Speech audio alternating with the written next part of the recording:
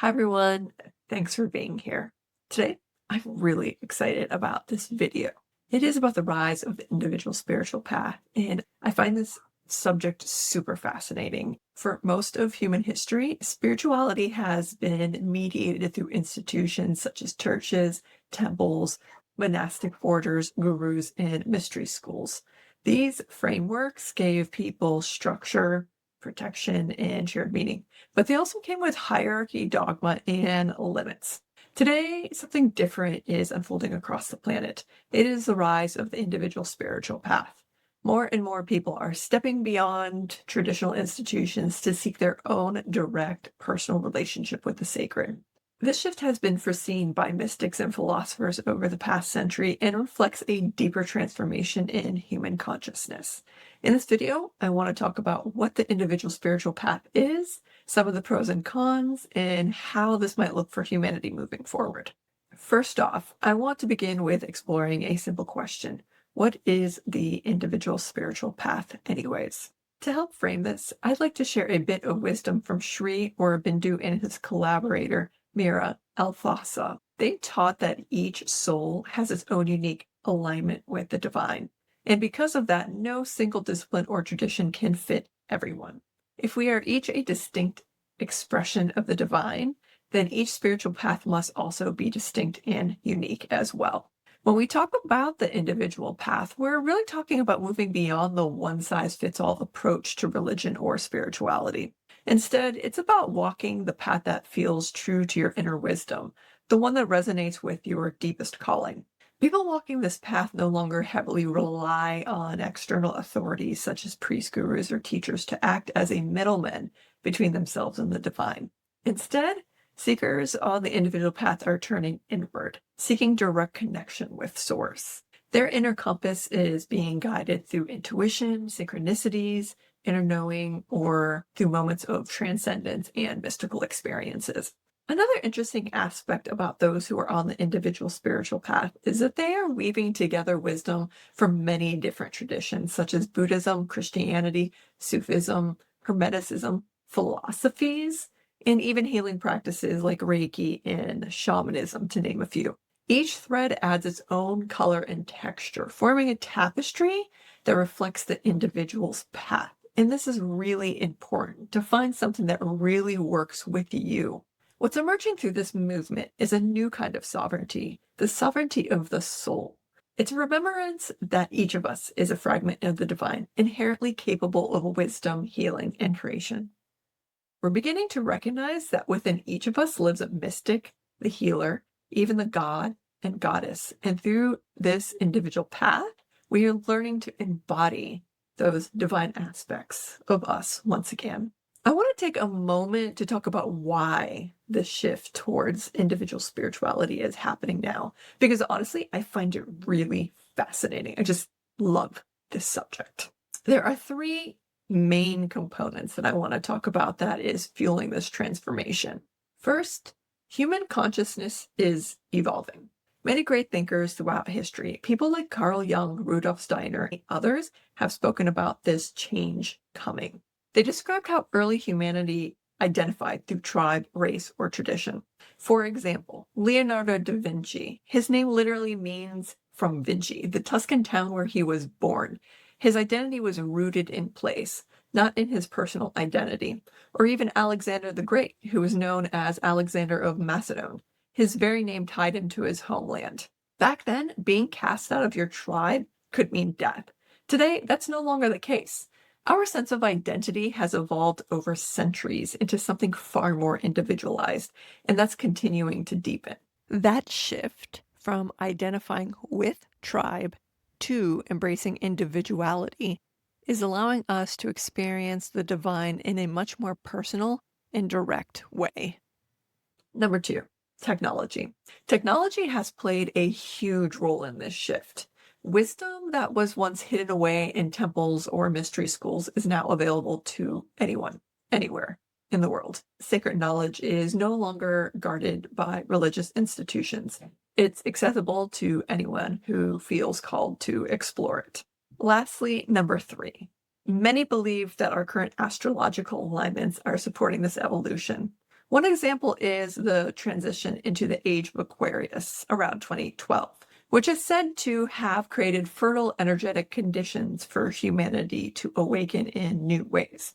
There's a wealth of fascinating material out there about astrological cycles that are now completing and new ones even beginning. If you're interested in exploring that perspective further, there are many videos on YouTube about it.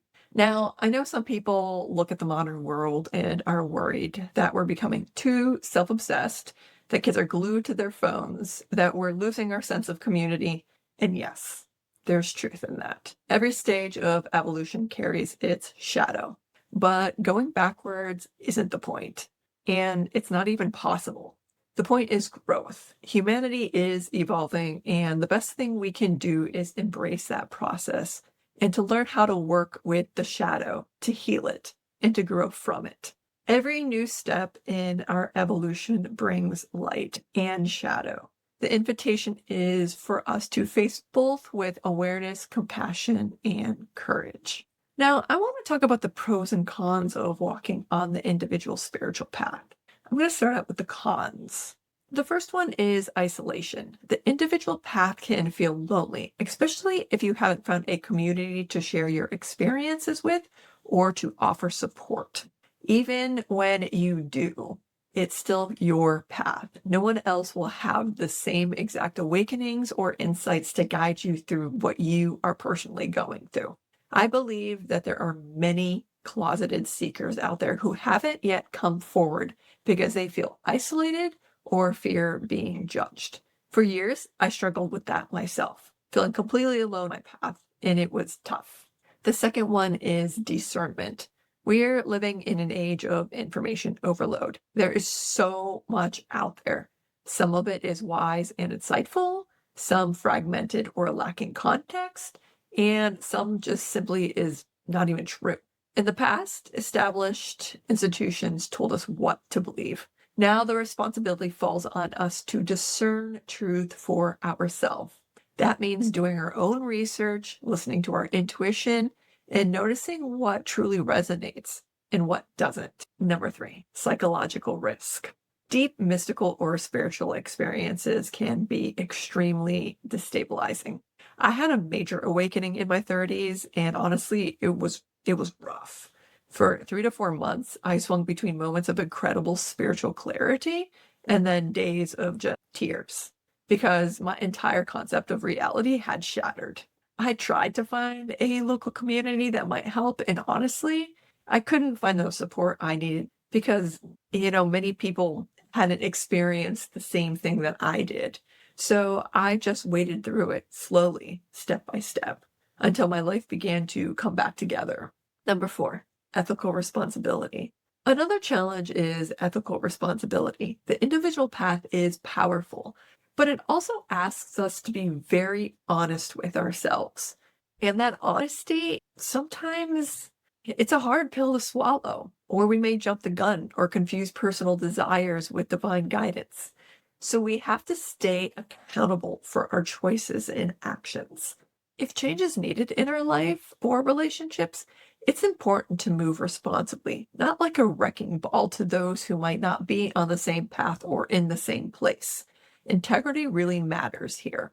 And lastly, losing connection to the whole. It's important to remember that while each of us has our own personal connection with the divine, we are still a part of a collective. No one path is more righteous or better than another. Each person carries unique gifts to uncover and share with humanity as a whole. The key is not to compare, but to ask, how can my growth contribute to the greater whole? And personally, I find this super exciting because what we can create together as a species could take humanity so much further than we could have ever imagined. Now let's talk about the pros of the individual path. The first one is direct connection with the divine.